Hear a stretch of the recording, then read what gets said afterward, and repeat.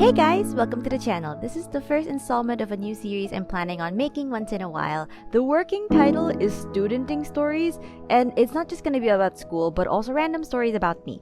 If you guys have any suggestions for better names, feel free to leave them in the comments. This video is going to be very story time style stuff with a really loose outline so I don't get lost. The footage is just going to be one of my study sessions so you can look at another tab while listening.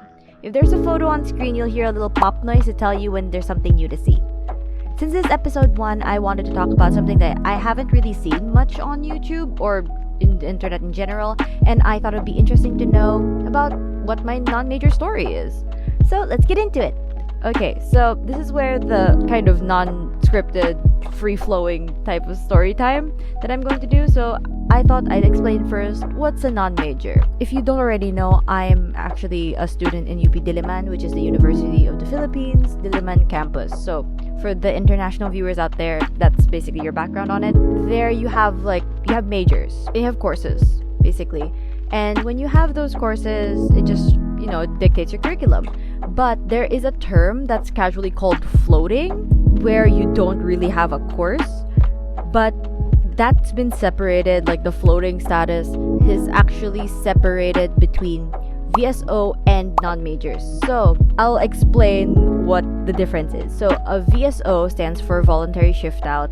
That basically means when you finish your first year on your course that you got into UP with, you can send a message, or not a message, you send a letter to the department saying, hey, I don't want to be in this course anymore, can you let me shift out? Non-majors are actually a lot more complicated than that, since the risks for a VSO is if you're not in a course within a year or within the contract you sign, you just go back to your original course. So for example, I came from BS Computer Science, and if I was a VSO, I would be a VSO, I'd get that status. I have a year to figure out where I'm gonna go take other classes, and then if I don't get a course by that end of the year, I go back to computer science. But a non-major is basically get a course within that contract period or get kicked out of the university. So it's a lot more risky to do that. And the usual things that you get are you're under the same college, but you don't have any required subjects. So you don't really follow any curriculum, just do whatever you want. And then you have a 12 unit minimum to take if you want normal load, and then which is less than usual, which is the 15 unit load, but I think they lowered it down to 12 units for the pandemic. So I'm not sure about underloading if you're a non-maj, because apparently that's not allowed. So yeah, you can just take whatever subjects you want as long as you have the prerequisites for it. So if you want to take like a major of another course, you can, you're free to. They don't really care what you do as a non-maj as long as you just do stuff and just meet your minimum requirements. So it's all in the effort to get better grades, because shifting out and getting into a course is actually really complicated, since you need some courses require you to take certain subjects, some courses require you to already have like some of their majors done, and then some just want a GWA, which is the general weighted average. They just want your GWA to be a certain score, so they'll let you in, or so they'll let you apply. Okay, so that's the general background of a non-maj. So how did I become a non-maj? Okay, so this is actually where my experience might differ from actually a lot of non-majors, because I became a non-major in 2019. So it happened on my first year in computer science. So I got a bad combo of subjects for that semester.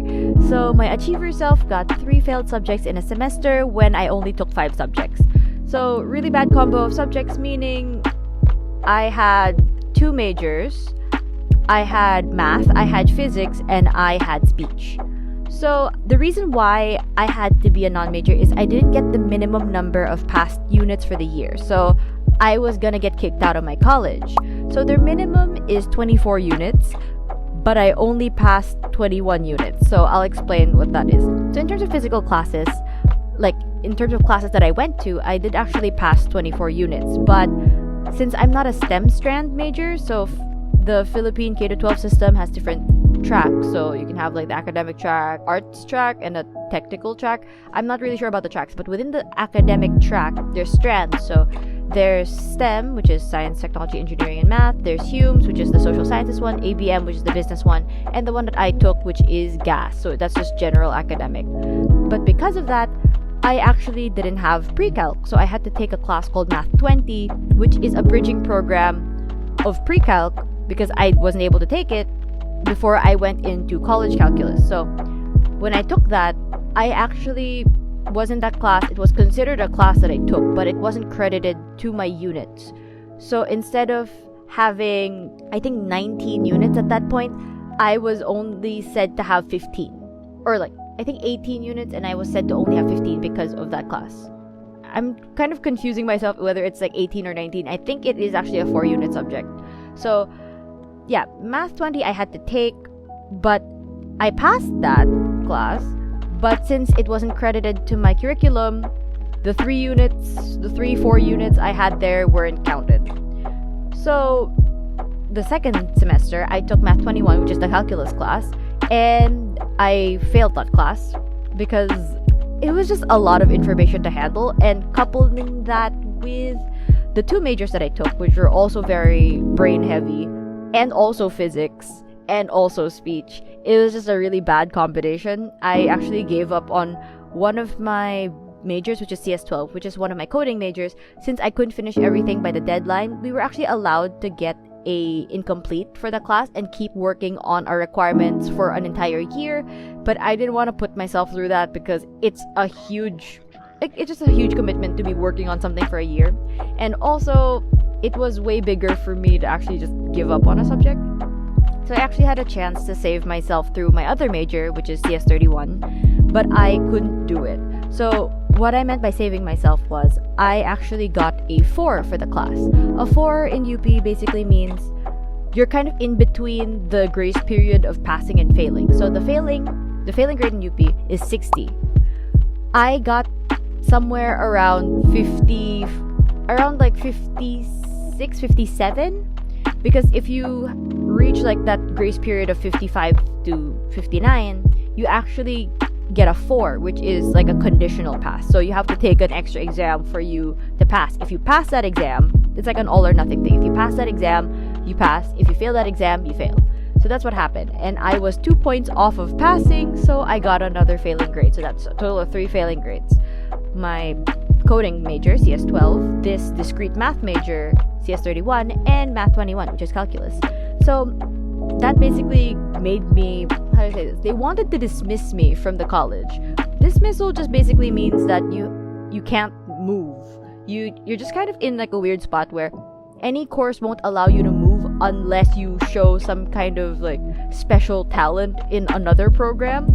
So I always had to file for readmission. So I filed for it. I made an entire letter telling them that I'll work harder next time, and it was just a one-time thing. It was just a bad combination. I'm gonna do better. And so they processed my application, so I had to go to the campus, and they were willing to bring me back into CS. And I'll call it CS because that's how I call it.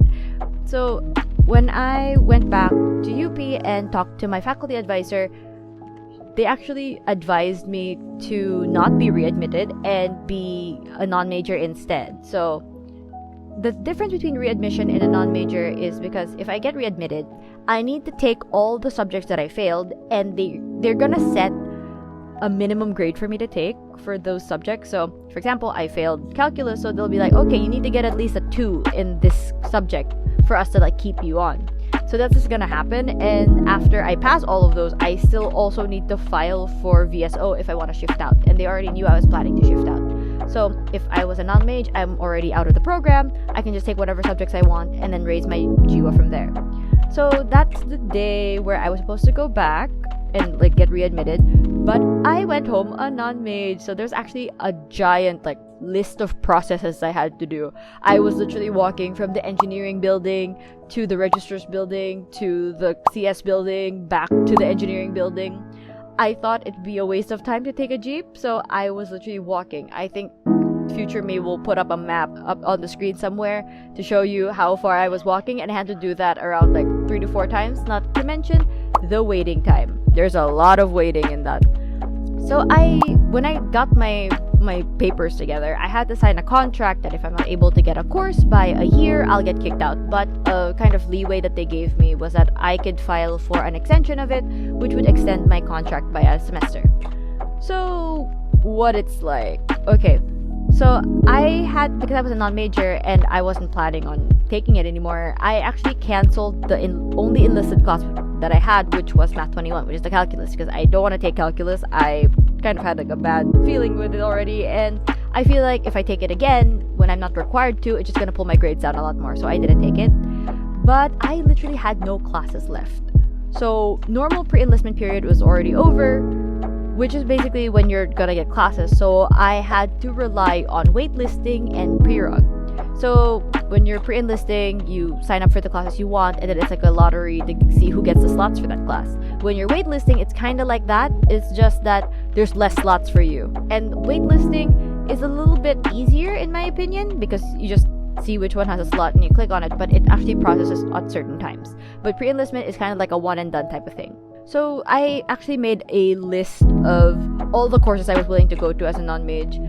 What I did was I was thinking of mainly psychology, sociology, anthropology. I considered others, but those three were my main ones. I actually made a giant document on my computer on every course offered in UP Diliman, like a checklist of yes or no, why not, why wouldn't I want to go to that course, the minimum GWA that I had to reach, other requirements, if I had to take extra subjects, if I had to get certain grades in certain topics or certain areas, or just how you get in. So interviews and essays, all the requirements, I had them listed down. I also had another section for overlapping subjects per course. I'd actually look at every subject's curriculum and then see which ones I've already taken, just so that I'm okay, so this takes up a lot of my classes that I've already taken, so I don't have to waste my time. And then I look through the curriculums also to see if there are certain classes that I'd enjoy, so I also listed those down. And then at the end, I had a reason of why I'm considering this course. So I had all of those, and I had 4 courses left, which was psychology, sociology, anthropology, and speech communication. So those 4 are the only ones that I got left on a list of 30, 40 subjects or 40 courses. So with those done, I just had to sign up for classes. So through waitlisting, I only got 2 classes, which is Psych 101 and Anthro 10, which is pretty good since they're both on my priority list. So I had to pre-rog for the others. So pre-rog, I've explained this a few times actually already on the channel, but pre-rog is basically going up to a teacher on the first day of class and asking them if I can join their class. It's literally like that. You just go to the class, knock on their door, whatever, and then raise your hand, talk to the professor, and be hey, I need a slot for this class. Can I get a slot for this class?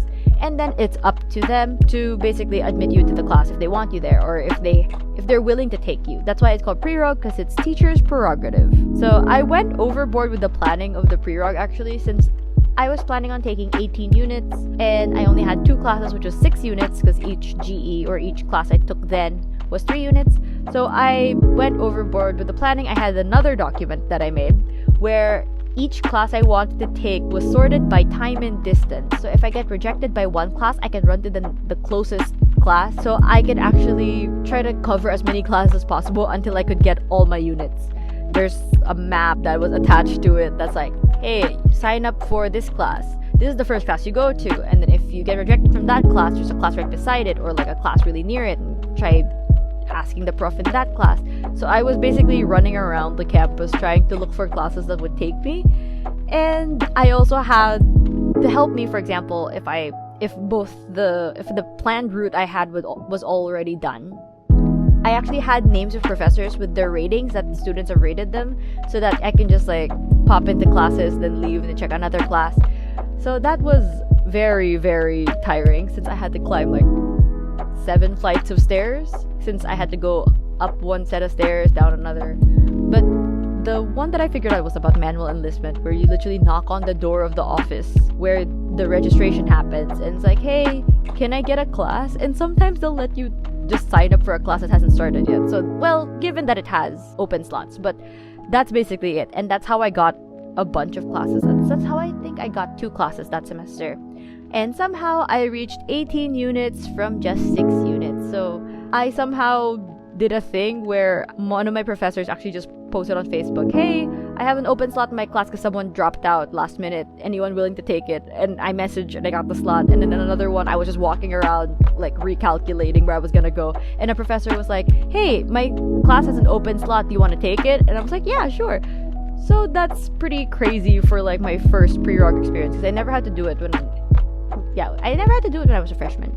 So the 18 units, I did pretty well actually, and I knew from my first year that I can get pretty good grades with that much unit. So I could actually take more units for a bigger chance and for a bigger impact on my grade. But I thought keeping it at 18 would be pretty good since my first semester I took, I'd say around 18, 19 units, and I still got a GWA of 1.65. My grades were actually so low, like my GWA was so low that even if I got a 1.75 in a class, it'll still boost it higher. Because yeah, as I said, my first sem GWA was 1.65, and then the second sem, the failing sem, was actually semestral GWA. It basically just means the kind of GWA of your grades only for that semester.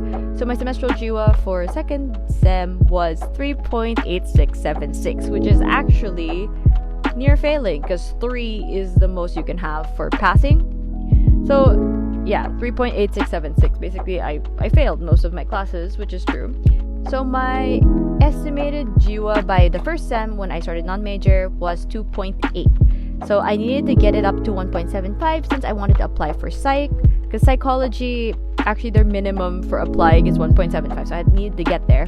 And I calculated that I needed 13 3-unit subjects that I need to get a perfect score in, or not exactly perfect, but like the highest score in to get a 1.75, which seemed impossible since I'd need to get 21 units a sem and still get the highest grade in everything, which is really, really hard to do, regardless if you're just taking GEs or taking majors or whatever. So I actually had to sacrifice a little bit because of this, and I got voted as a council member in one of the orgs that I'm in, but I needed to actually step down from that council position since I thought that I needed to focus on kind of getting my life back together.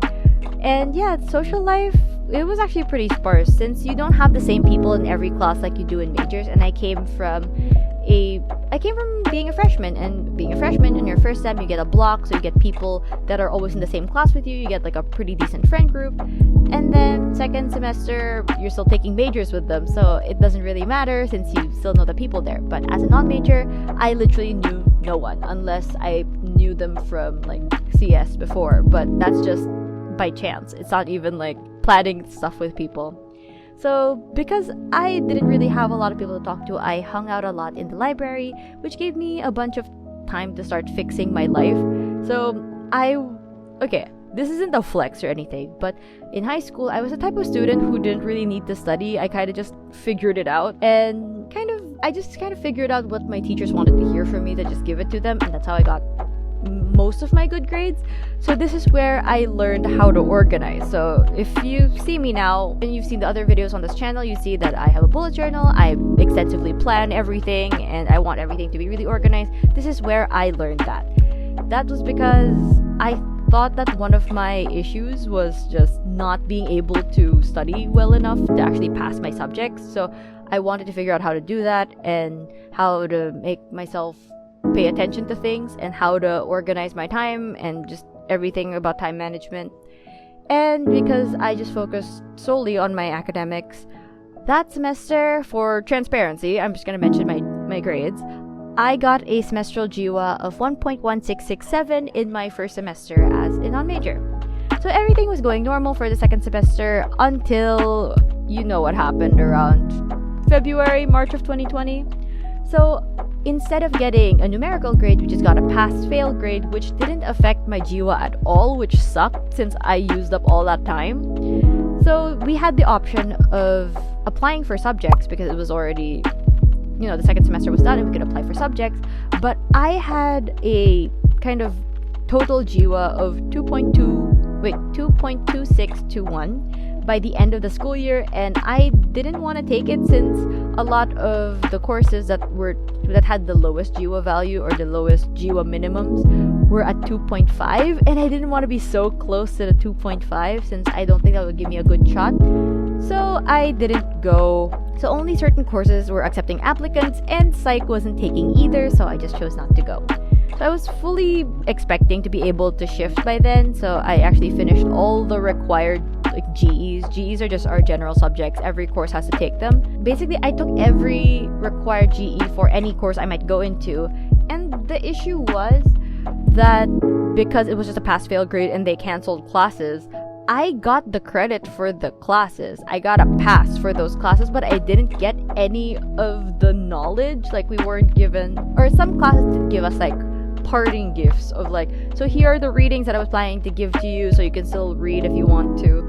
But it was great for getting units, but it sucked for certain classes that I really wanted to learn the lessons from, like English 13, which is a research paper writing class, and English 30, which is about professional English. It was kind of like a double-edged sword for the people with majors. It was a lot more difficult since they didn't know the concepts, but for me, it was just something that just passed by. The engineering department, the College of Engineering, gave me an extra sem to make up for the sem that was skipped over, so I extended until the first semester of 2021.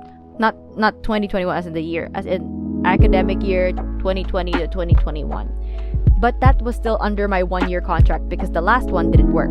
So it was during this when I started my channel. So you've probably heard stories from this time of my life, so I'm probably just gonna gloss over them. So I still had my 18 units, and since I got every GE that was required for me to take, I just took whatever I felt like taking and whatever slots I got.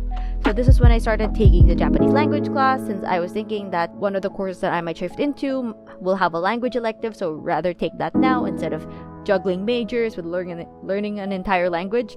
So I just took that. I don't know, I thought it was pretty fun. At least it took a little bit more of my time. And then I leveled up on time management since I had to release videos weekly. And I also added org work since when the pandemic hit, that was actually also at the same time I was applying for the org that I'm in now. So I had to balance my channel and my org work since I was also in a kinda council position at the time. So I still finished the semester with a GWA of 1.0417.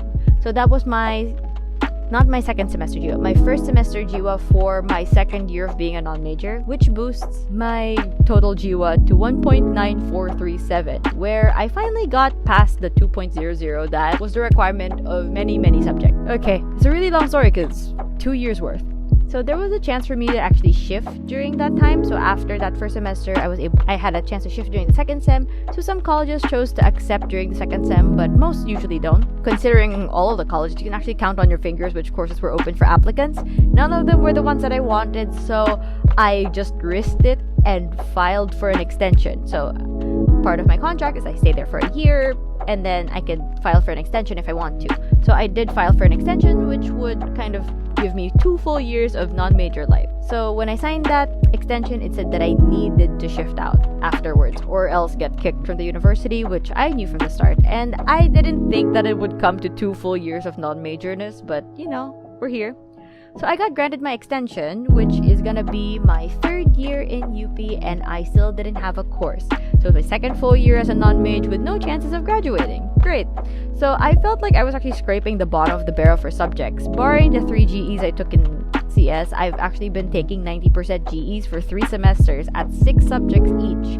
So a total of about 18 subjects, and 14 of them were GEs, but only 12 of those were counted in my GWA.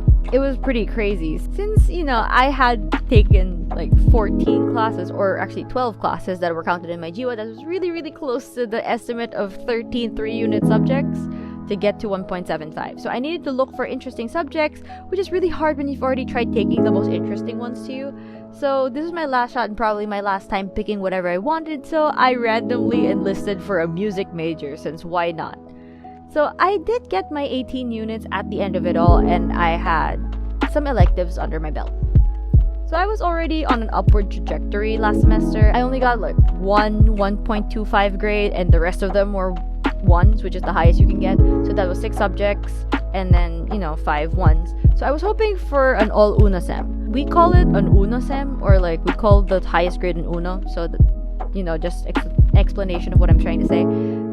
I was really hoping for an all-una sem, but I didn't get it. I was actually held back by 2 subjects. Not exactly held back in the literal sense, but I didn't get an all-una sem because I got 2 1.25s.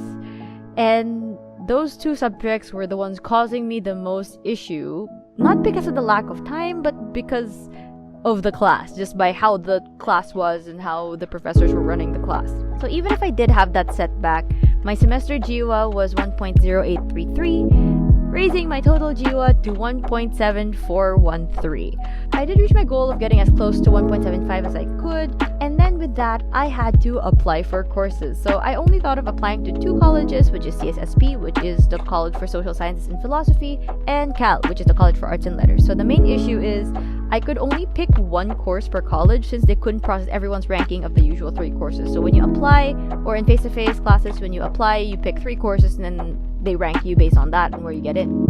But since it's a pandemic and they had not a big enough workforce, they had to just make us pick 1 course per college, which is a huge risk since the class or the course that I want to take for CSSP, which is BA Psychology, is notorious for high demand, but it's still safer compared to BS Psychology. So it was supposed to be, the ranking was supposed to be Psychology, Sociology, and Anthropology, but I just applied for BA Psych because I could only pick 1. So the only course I had in Cal, which was left on my little course board, was BA Speech Communication. So I'll skip over all the paperwork that I had to file since that was boring, and let's get to the exciting stuff. So applying for courses.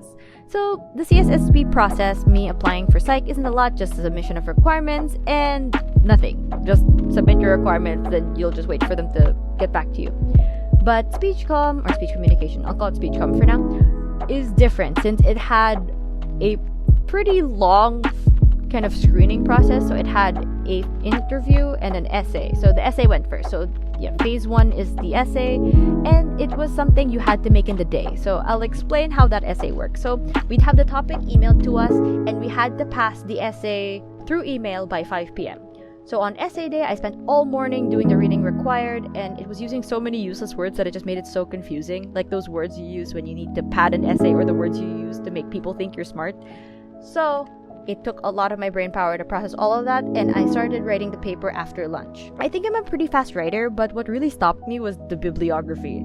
I'm happy that we were required APA format, but that still sucked since I needed time to make the bibliography. So I did record my process while writing, since it's actually an anime doro that I uploaded on this channel. If you go through the latest anime doro, at the end, there's like what I call my secret ending, which is I had to stop the recording of the anime doro because I didn't have time to do the anime doro. Like I didn't have time to take 20 minutes every 40 minutes to do my paper because I was running out of time, like seriously running out of time. So I still continued the video, but had to kind of figure out how to make the end.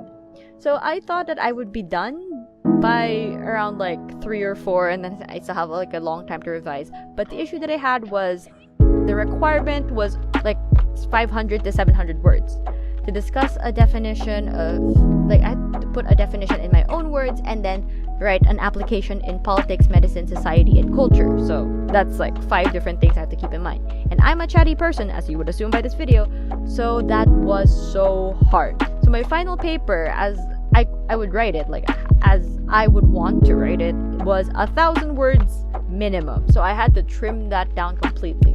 I was rushing so much and being so paranoid because I knew that so much rested on this essay, and I didn't have to cram papers before, at least by myself. I had to cram a few coding documentations, but I had group mates then, so we kind of like figured it out. But I managed to send in my paper at 4:58 with I think about 20 words above limit. So I had about 720 to 750 words above, so that the maximum was 700 words. So I was already terrified because I already went above the word limit.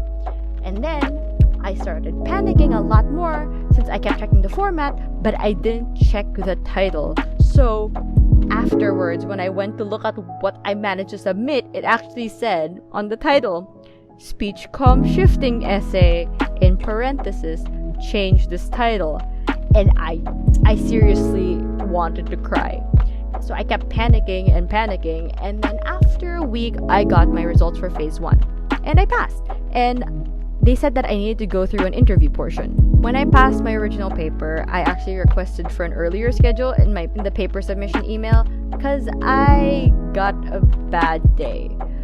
By bad day, I mean that my family was actually going on a trip that week, so I requested for a schedule on Monday or Tuesday, but they gave me a schedule on Thursday. The reason why that was a bad day was because of the trip. So I had to take my trip and then have my interview on the trip. So that was actually in a vlog. Like, you can't say this, but it's a quote-unquote beach vlog because it was raining. But I did have my interview then. It was a bit weird having something so important not in my own house. But I've always been more of a speaker than a writer anyway, so I thought I'd redeem myself with my interview. So I'm not sure if this might help any of you who also want to go into UP Diliman speech comm, but the questions that I got were, why am I applying, which track I want, where do I see myself, and then there was like a question that was kind of catered to what you said, and another one which is like a random question. I just said that I'm applying because I'm interested in speech and that I was pretty involved in public speaking in high school, and it's just kind of general stuff like that. I don't remember what exactly I said. And then for the track that I want, there's like 2 tracks. There's a rhetoric and performance track and an interpersonal and instructional communication track. Pretty long names. So I told them I wanted the interpersonal one since I was very interested in psychology and it was kind of close, and it would be a lot more related to psychology, sociology, anthropology than the rhetoric one, since I wasn't really planning to go into public speaking. And then the where do I see myself, this is where like my very people-pleasing ways kind of show up. I actually did like these are true, but I've kind of like catered them to like how people would see me. So I wanted to be like, yes, I'm flexible, but also I have a plan. It was a weird balance to do. So the first one I said was like, hey, why not become a consultant for companies about like interpersonal things, like consulting them, helping them communicate, stuff like that. So that's like my realistic one. And then my kind of hope, I have like another like ambitious, hopeful one where I'm like, yeah, I have a channel which you're on, but yeah, I have a channel and I want to be able to help students like with group works and being able to communicate with others and how to communicate more effectively. Like, that's the ones that I said. So I was trying to cater to like, if you want me to be flexible, if you want me to be realistic, if you want me to be a little bit ambitious. I was basically doing that, and what they said was, how would I relate the course to the channel? And I'm like, oh, okay, so this is where like it gets hard, since I don't really recall what I said about that. I think it was something about like the talking part of this, the VA part of this is very related to the performance aspect, but I want to show a little bit more of the interpersonal side, and maybe, I don't know, with my background, teach you guys like debate and presentations. And it's just a really crazy thing that I have no idea how to answer right now. And then the last one they asked me was, is love a choice? That's the random question. I think most applicants actually got like a different question. Some applicants did have the same one, but I didn't really get to talk to them. But yeah, they asked me, is love a choice? And I'm like, yeah, it is, because there are people who are gonna hurt you and you still have to love them. Like, that's what you do. Like, sometimes you don't feel like loving them, but you still do it. And I keep forgetting, because it's been how many months since I actually had that interview. I kind of forgot what I said. But yeah, since I don't really know how I did, since I caught myself in a lot of filler words, like saying or saying so, because my vocal tick is so, because a lot of my classmates used in high school, so if I said so, no one would notice. So that's what I had. As you can see, vocal tick. I think my answers were pretty good. I'm not really sure, but I passed. Yeah, spoiler alert, I passed. So August 3, I got the email telling me that I passed, and I had 24 hours to respond, which was crazy since I was still waiting on psych results. So I had no idea what was happening with my psych application, so I decided to email the psychology department to ask when I was gonna get my results, if I could see them, if I got an update. And when I asked, I was like, hey, Speechcom is basically knocking at my door right now, telling me that like I got in, so do I wait for you? Do I tell them that I'm waiting for you? kind of like that type of email question, but like more polite. And they actually said that the college deadline was August 13, and Speechcom is actually releasing theirs early, and there's no assurance that I'm gonna pass since they actually had 182 applicants and only 10 slots. What? And they actually told me in the email not to wait for them and not to like hold on to getting into psych because the chances are so small, and that I should just take Speechcom since I already have that course, and that's it. I didn't hear from them ever again, actually. I was just waiting. I was like, maybe, I don't know. And it never came. So, Speechcom it is. So now I have a course and I'm not getting kicked out of the university. So it's been the craziest 2 years of my life so far. I still feel a bit bad considering I'm back at freshie status when I'm turning 21, and people that I know are going to be graduating this year since, it's going to be my 4th year in UP already after 2nd semester. People I know are already going to graduate and I'm 21 and back at freshie status. So I feel kind of old. I know I'm not like by any means like old, but in terms of the population of my college or in UP in general, I still feel kind of old. I don't know, I have a lot of experience, and it's kind of weird being like the historian of face-to-face classes since I actually experienced like a year and a half of it, a full year and a half of it, when the batch lower than me only experienced it for like a semester and a fourth. So I was basically becoming the historian of what happened during face-to-face. And, I'm still working on my degree for sure. I know it's kind of late, but I want to finish it. And I'll update you guys on how my life is going through Plan With Me's and through talk times and everything. And maybe through this version too. So that has been my time as a non-maj, summarized as brief as I can. I know it's not brief, but this is as brief as I can make it. 2 years is a long time, especially for me, since I have a pretty good memory. Wow, just like go back to me, say, yeah, I don't remember what I said during my interview, but I'd say I have a pretty good memory of general things that happened to me. Thanks for sticking around and hearing my ramblings. If you guys have any suggestions for topics or have stories of your own to share, leave them in the comments below and I'll do my best to read through all of them. I'm considering making the next episode of this about my college application experience back in 2017-2018 since it's college app season already. If you found this video interesting, hit the like button. If you want to see more videos like this from me, then hit the subscribe button and the bell to know when a new video is out. I try to upload every week, Monday nights at 8. I guess that's all for this video. Bye guys!